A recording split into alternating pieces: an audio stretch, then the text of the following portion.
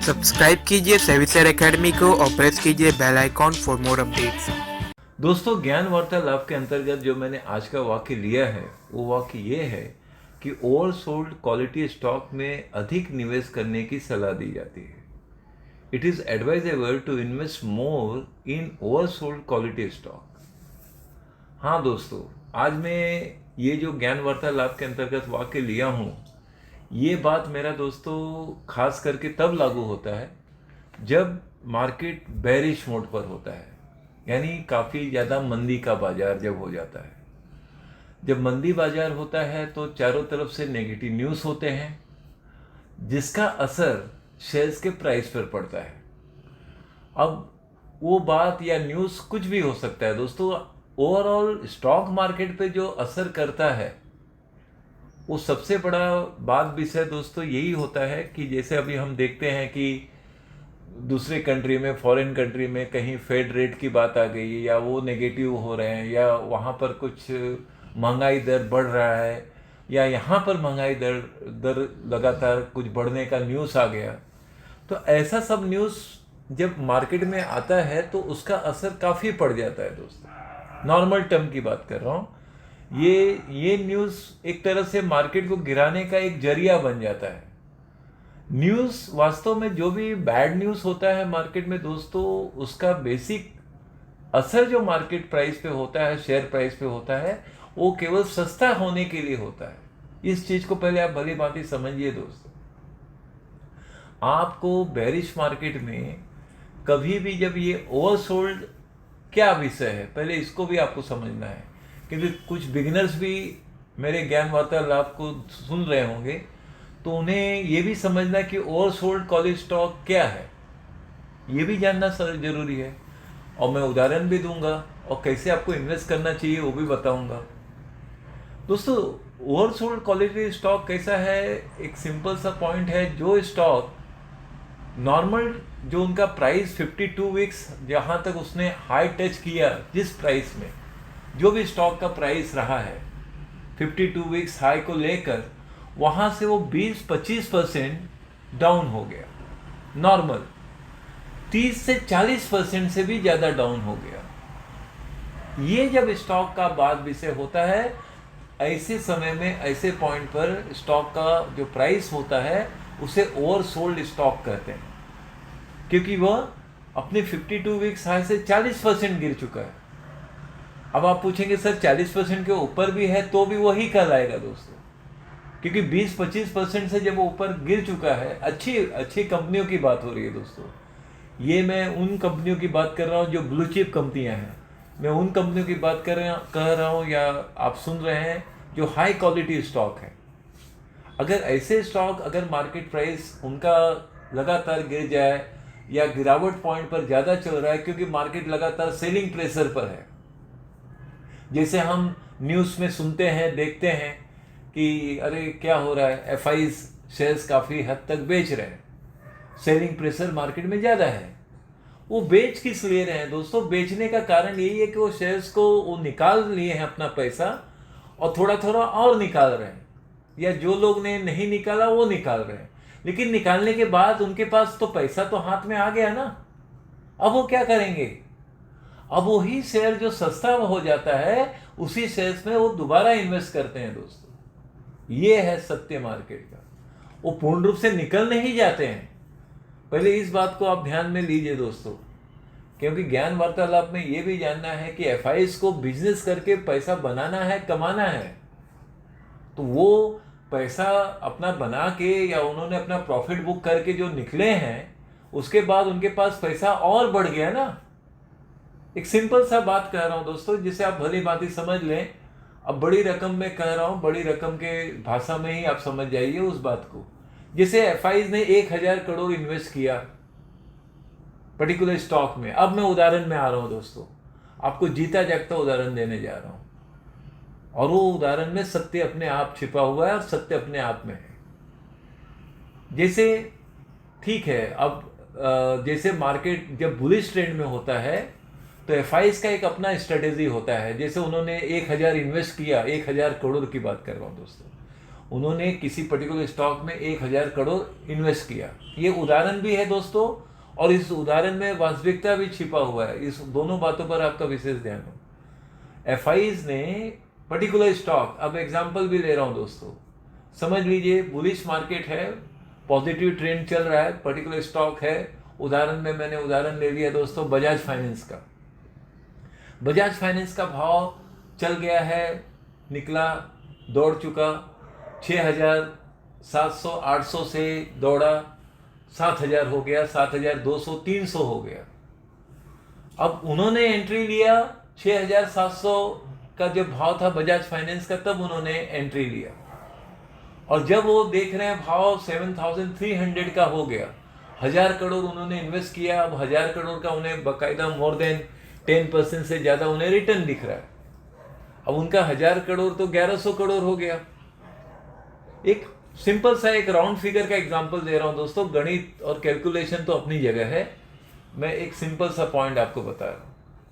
तो जैसे वो देखते हैं वो 1,000 करोड़ का 1,200 करोड़ बन रहा है, यानी 200 करोड़ तो कमा रहे हैं ना, और बजाज फाइनेंस पहुंच गया 7,300 या उसके ऊपर। बस वहीं पर वो जोरदार बिक्री शुरू, और न्यूज आ गया मार्केट का, मार्केट में न्यूज आ गया कि अरे जीडीपी नेगेटिव हो गया, या कोई भी न्यूज ऐसे ही, कोई फेड रेट की बात आ गई, फॉरेन मार्केट गिर गया, या महंगाई दर वाली बात आ गई, इस तरह का कोई भी न्यूज आ गया और फटाक से वो अपना सारा का सारा पैसा निकाल लेते हैं दोस्तों एक साथ। तब आप देखते हैं अरे 1,000 पॉइंट गिर गया, अरे 1,200 पॉइंट गिर गया, सेंसेक्स 1,200 डाउन। क्यों सेंसेक्स 1,200 पॉइंट गिरा? उन्होंने इनका जहां तहां उनका होल्डिंग है, जहां जहां निफ्टी और सेंसेक्स में जहां जहां उनकी होल्डिंग है, मैं एक पर्टिकुलर स्टॉक लेकर आपको समझा रहा हूं दोस्तों, बता रहा हूं। तो इस तरह से वो क्या करते हैं, वो अपना बाकायदा निकाल लिए 1,200 करोड़, और उन्हीं का देखा देखी फिर दूसरे तीसरे दिन बाकी भी जो एफआईज लोग हैं वो भी बेचना शुरू कर देते हैं। तो बजाज फाइनेंस का भाव 7,400 300 400 गया, और वहां से गिरकर फिर से वो 6,700 800 900 की तरफ पहुंच गया। अब वो क्या करते हैं, उनके पास तो 1,200 करोड़ हो गया ना दोस्तों, उनके पास 200 करोड़ के और ज्यादा एक्स्ट्रा कमाई हो गई। वो तो देखेंगे कि बजाज फाइनेंस का भाव फिर से 6,600 हो जाए, 6,700 हो जाए। जैसे ही इनका भाव 6,600 700 होगा, ये फिर से अपना 1,200 और हो सकेगा तो 1,400-1,500 करोड़ वहां इन्वेस्ट कर देंगे, और फिर देखेंगे बजाज फाइनेंस का भाव फिर से 6,900 7,000 7,200 300 500 ऐसे फिर बढ़ता जा रहा है, क्योंकि फिर पूरी टीम, मतलब पूरा का पूरा ग्रुप, पूरा रैली सिर्फ बजाज फाइनेंस में फिर चल निकला, और बजाज फाइनेंस पहुंच गया फिर 7,500 तक। बस जैसे वो 7,000, उनका तो टारगेट था 6,800 900 में एंट्री लेने का, या 6,600 700 में, जो भी मैंने अभी कहा उदाहरण में। यही कार्य विषय इनका चलता रहता है, और इसी तरह से वो पैसा बनाते हैं और अपना पैसा कमा के निकल भी जाते हैं, और दोबारा वेट करते हैं कि यही शेयर जब सस्ता मिलेगा तो उसी शेयर को फिर बड़े पैमाने पे इन्वेस्ट करेंगे। यही होता है दोस्तों स्टॉक मार्केट में। मैं एक स्टॉक का एग्जांपल जो लिया हूं, वो समझ लीजिए कि निफ्टी के अलग अलग जो सेक्टर हैं, निफ्टी या सेंसेक्स में जो अलग अलग सेक्टर हैं, उस अलग अलग सेक्टर को ही ध्यान में रखकर जो देखते हैं कि इस सेक्टर में हमारे हिसाब से या उनके कैलकुलेशन के हिसाब से ये सेक्टर की मांग आगे समय में ज़्यादा हो जाएगी, इस सेक्टर में थोड़ा सा भी बेरिश है तो उसको न लेकर जो बुलिश होगा उसको हम खरीदें। ये सब उनका प्लानिंग सब चलता है, इन्वेस्टमेंट प्लान में जो उनका कार्य होता है। तो इस हिसाब से मार्केट जब शेयर्स ऐसा गिरता है तो वहां से वो 20% 30% जब नीचे आ गया, जब नीचे आ गया तो भाई अब क्या है, तो वहां पर वो हम और आप डर जाते हैं। क्योंकि हम और आप इसलिए डर जाते हैं दोस्तों, उसका कारण एकमात्र यही है कि हमने बजाज फाइनेंस 7,400 में ले लिया, 7,500 में खरीद लिया, जो बहुत बुलिश था। यानी वो 7,500 और 600 में तो ओवरबॉट जोन में आ गया ना दोस्तों, हम ओवरबॉट जोन में एंट्री ले लिए, और हम वहां एंट्री ले लिए, हमने पैसा इन्वेस्ट किया, मार्केट क्रैश हुआ, गिरा, फिर 7,000 6,800 600 700, अरे हम डर कर लॉस करके निकल गए। यही हो गया रिटेल इन्वेस्टर्स के साथ। तो ये गलतियां नहीं करना है दोस्तों। आपको मेरा जो वाक्य यहाँ पर कहा गया है, जो ये वाक्य कह रहा है कि आपको ओवरसोल्ड जोन में या ओवरसोल्ड स्टॉक जो क्वालिटी स्टॉक है उसमें थोड़ा ज़्यादा इन्वेस्ट करना, ये है मेरा सलाह। उसमें थोड़ा ज़्यादा इन्वेस्ट करिए वहाँ पर जहाँ पर आपका वो डर का पैमाना काफ़ी बढ़ जाता है दोस्तों। तो वो उस पॉइंट पर ये ध्यान दीजिए कि जिस बजाज फाइनेंस को आपने 7,400-500 में खरीदा, अब उसका भाव 6,600 या 700 आ गया, तो वहां दोबारा लीजिए दोस्तों। लेकिन कैसे आपका स्ट्रेटेजी होना चाहिए वो मैं बताने जा रहा हूं। ये तो मैंने एक बजाज फाइनेंस का एक सिंपल सा एग्जांपल इसलिए लिया दोस्तों कि जिससे आप भली भांति इस चीज को समझ सकें, और उस पर अगर आप अपने इस उदाहरण को अगर रियल लाइफ में लागू भी करेंगे तो दोस्तों कहीं ना कहीं आप फायदे में ही रहेंगे। आप मेरे उदाहरण के द्वारा भी आप कमा भी लेंगे, ये मैं कर सकता हूँ आज की तारीख में। तो जैसे कि आपके पास 1 लाख है, मान लो आपने एक इन्वेस्टमेंट प्लान किया है, आपने अपने सेविंग अकाउंट से 1 लाख का प्लान किया है कि भाई 1 लाख का मैं इन्वेस्ट करूँगा मार्केट में, और वो 1 लाख का आपने अपना एक इन्वेस्टमेंट प्लान किया है शॉर्ट टर्म के लिए। लॉन्ग टर्म की बात नहीं कर रहा हूँ दोस्तों, मैं शॉर्ट टर्म की बात कर रहा हूँ। लॉन्ग टर्म में तो आप जो इन्वेस्ट करेंगे वो 3 साल 5 साल के लिए सोचकर करेंगे। तो आपका स्ट्रेटेजी कैसा होना चाहिए कि जैसे बजाज फाइनेंस 7,500-400 चल रहा है, वहाँ आपको 25% इन्वेस्ट करना चाहिए आपके अमाउंट का। यानी 1 लाख का इन्वेस्ट करिए 25,000 वहाँ पर, ठीक है? क्योंकि आप मार्केट बुलिश मार्केट में एंट्री लिए हैं। अब होता क्या है, ज़्यादातर रिटेल इन्वेस्टर का जो प्रवेश मार्केट में एंट्री ज़्यादा होता है वो बुलिश मार्केट में होता है। तो स्ट्रेटेजी क्या बेस्ट होगा कि आप 25% वहाँ पर इन्वेस्ट करिए, क्योंकि आप कब खरीद रहे हैं, जब वो ओवरबॉट जोन में है। हम तो सलाह क्या देंगे दोस्तों कि आप तो ओवरसोल्ड जोन में ही ज़्यादा खरीदें, यही तो मेरा वाक्य कह रहा है ना। तो बस, तो आपने 25,000 वहाँ इन्वेस्ट कर लिया। अब बाकी पैसा आप होल्ड करिए ये सोचकर कि जब बजाज फाइनेंस का भाव दोबारा 7,000 के नीचे आएगा तब आप थोड़ा इन्वेस्ट करेंगे वहाँ, और नहीं आया तो चलने दीजिए अपना 25,000 का। अगर 30,000 बन रहा है तो बस अपना भाई 5,000 हम कमा रहे हैं तो एक शेयर बेच देंगे वहाँ पर। एक शेयर बेचेंगे तो आपको वैसे भी 7,500 आ जाएगा। लेकिन आपका बाकी पैसा आपके अकाउंट में सेफ है दोस्तों, क्योंकि मार्केट में आप जो रोलिंग करेंगे उससे बेस्ट है कि मार्केट में आपको वेटिंग करना चाहिए कि भाई आने दो 6,800 या 900, वहाँ पर मैं अगला 25,000 इन्वेस्ट करूँगा। आपने इन्वेस्ट किया 6,900 में, मार्केट और गिरा, फिर अब आप देखिए कि 100-150 और नीचे आएगा तो वहाँ वेट करिए, 1-2 दिन देख लीजिए। अगर हाँ और भी मार्केट बेरिश हुआ तो 6,700 के आसपास आ रहा है तो फिर अपना 25% इन्वेस्ट कर लीजिए। तो आपने 75% कर लिया ना इन्वेस्टमेंट लगभग। और मान लो एक आध दिन वहां पर नीचे टच करके 6,660 या 6,600 टच करके वो वहां से शुरू कर दिया दौड़ना या चलना, तब बस फिर अपना लास्ट 25% वहां इन्वेस्ट कर दीजिए। ये हुआ ना आपका ज्यादा इन्वेस्टमेंट ओवरसोल्ड क्वालिटी स्टॉक में। तो इस तरह से अगर आप इन्वेस्ट करते हैं तो निश्चित रूप से कमाएंगे दोस्तों, और आपका पैसा बनेगा और वहां कमा के, हाँ ये आपको टारगेट ये रखना चाहिए कि ठीक है अब जैसे हमने 6,000, क्योंकि आपने उसका हाई के आसपास देख लिया कि भाई वो 7,400 तक तो आया ही था, तो अपने लालच को कंट्रोल में कर लीजिए, क्योंकि आपका एवरेज बाइंग तो नीचे पे बाद में सब हुआ ना। तो जैसे वो 7,300 के आसपास दोबारा आता है तो एक बार प्रॉफिट करके निकलिए फिर, क्योंकि आपका इन्वेस्टमेंट का पर्पस तो शॉर्ट टर्म है ना। तो शॉर्ट टर्म इन्वेस्टमेंट आपने कर लिया, आपने कमा लिया। हाँ, लेकिन इसके लिए आपको उतना ध्यान, समय, पेशेंस भी रखना होगा दोस्तों, क्योंकि जितने मैंने ये वाकई कह दिया, उदाहरण दे दिया, उतना प्रैक्टिकल लाइफ में इतना आसान नहीं है, क्योंकि उसके लिए आपको उतना दिन वेट करना पड़ेगा।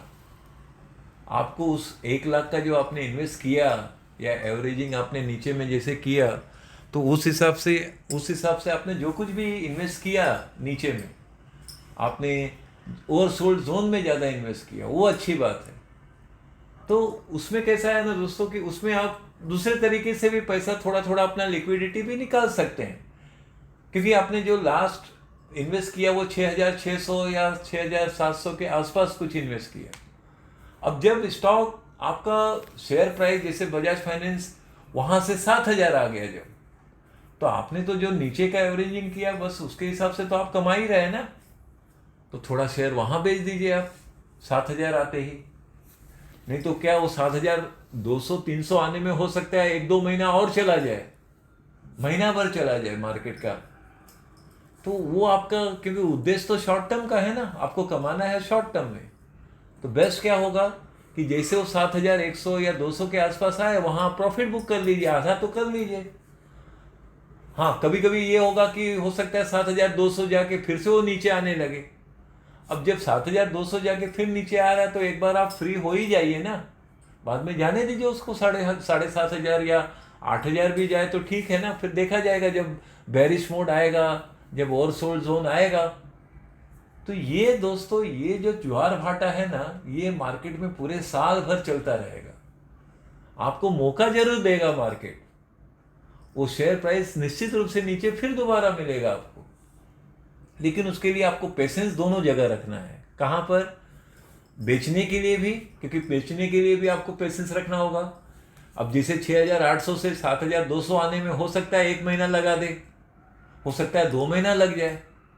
तो आप माइंड सेट 3 महीने का रखकर चलिए, सबसे बेस्ट। 3 से 6 महीना सोचिए कि मैं ये शेयर्स लिया हूं, 3 महीने से 6 महीने तक रखूंगा, क्योंकि अच्छी कंपनी का शेयर है ना।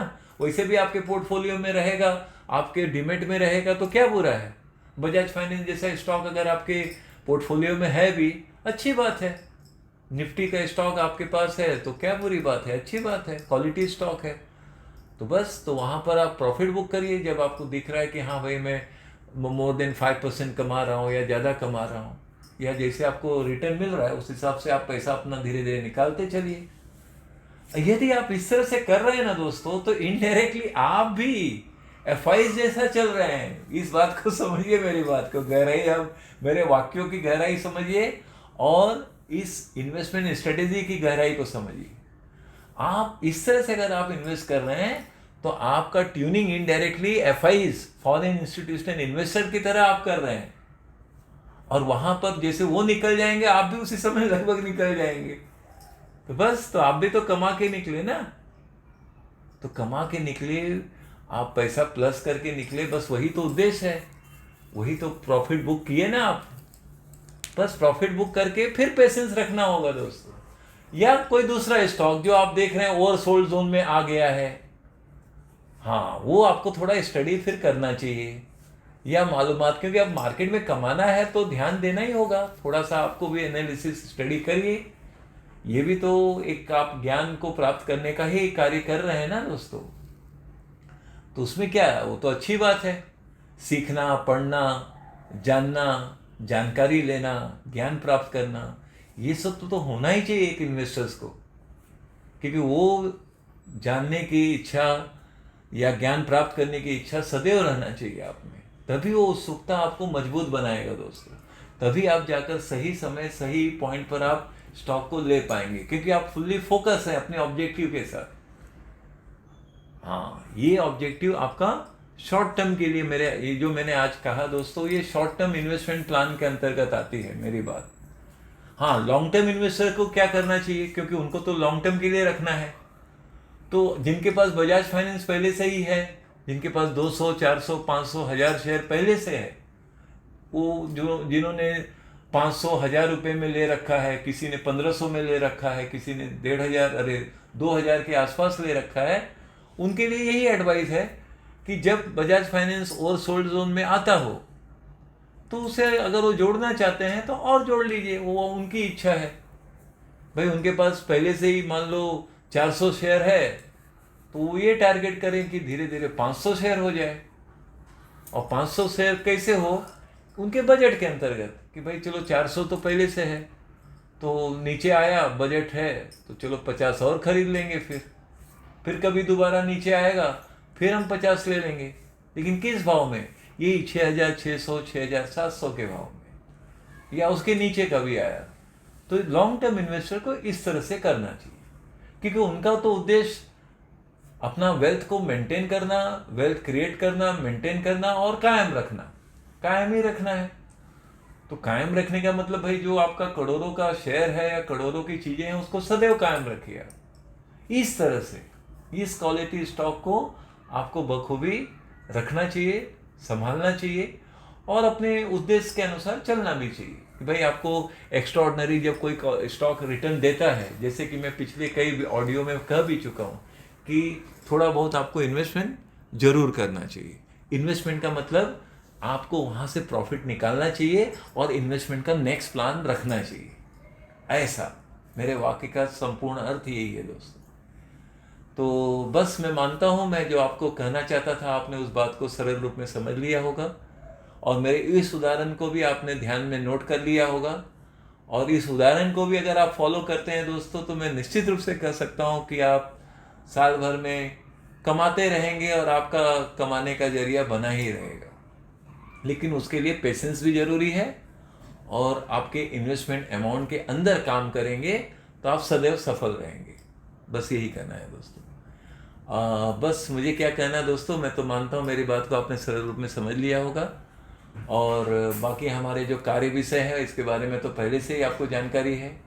उससे संबंधित कोई भी आपको जानकारी चाहिए तो आप व्हाट्सएप में मैसेज कीजिए, आपको सारी जानकारी प्राप्त हो जाएगी। चलिए फिर मिलते हैं।